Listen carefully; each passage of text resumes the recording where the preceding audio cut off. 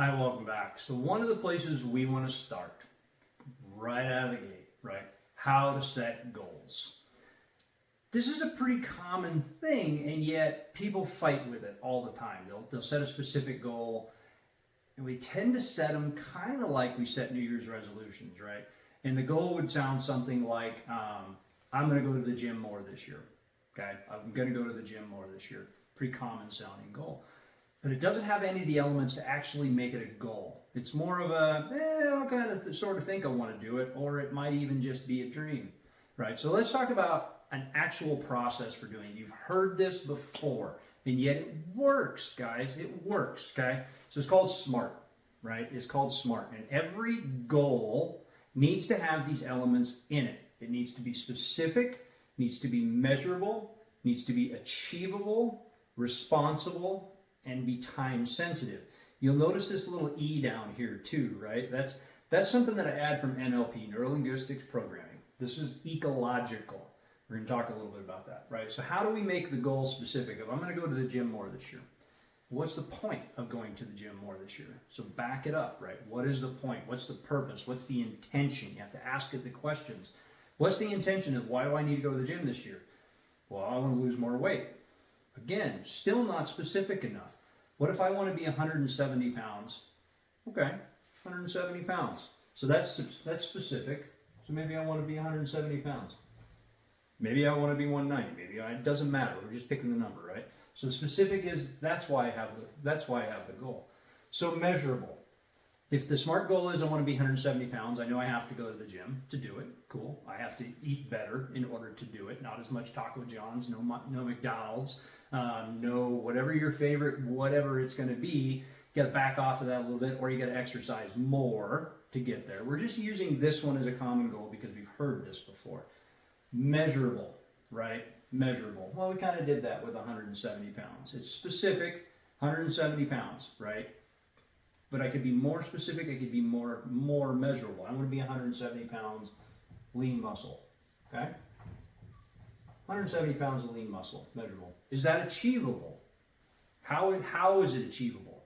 Well, I'm going to do it by going to the gym, but I can't just go to the gym once. I can't go January 3rd and go, there we go, hit it, nailed it, right?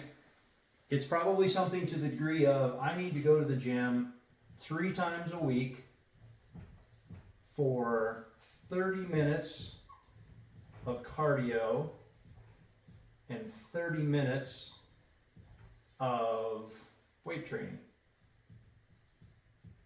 And again, keep in mind, we're using this just as an example, okay?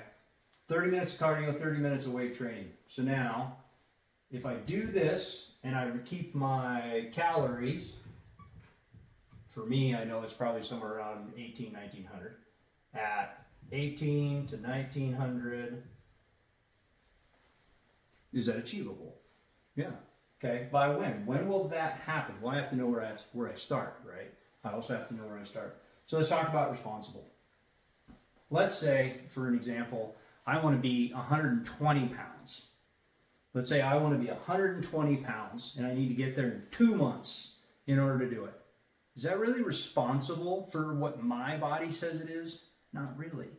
Not really. It's about your goal of what's responsible for you. So I know that this is responsible, achievable. I know I've done my research. I've looked at it. I know that's a real number.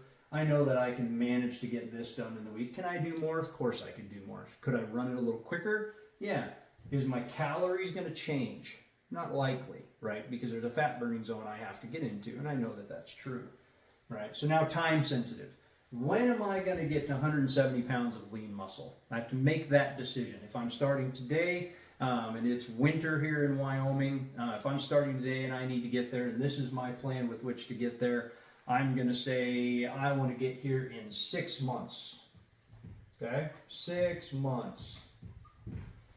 6 months from now, I will be 170 pounds of lean muscle. I'll do that by going to the gym 3 times a week, 30 minutes of cardio, 30 minutes of weight training, and I'm going to keep my diet restricted to 18 to 1900 calories.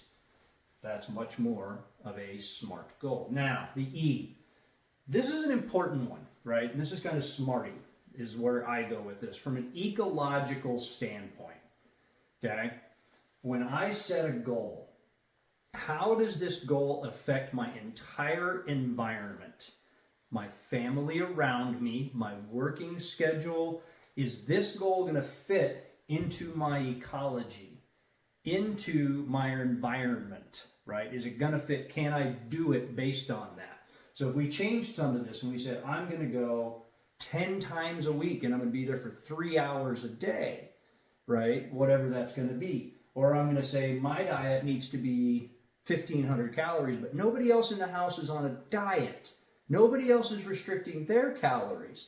Can I achieve this goal if it's outside the ecology of my environment? Think it through. This is just some of those. Like any goal you want to set in any way, shape, or form, run it against this formula. And importantly, here's the one that we forget about all the time, and this is typically why goals fail. Right? This is typically why goals fail. Now here's the other thing. If it's just SMAR, right, and we don't do any of the other, we do all these things, but we don't put a time-sensitive element to it, it's just a dream. You have to have a time-sensitive element so that you have an end date to get it done. That's the purpose of how we set goals. Next time we're going to talk about actually setting goals in your businesses, and I'm going to give you some specific examples around some different businesses so that you can set goals relative to you. Keep them smart. E.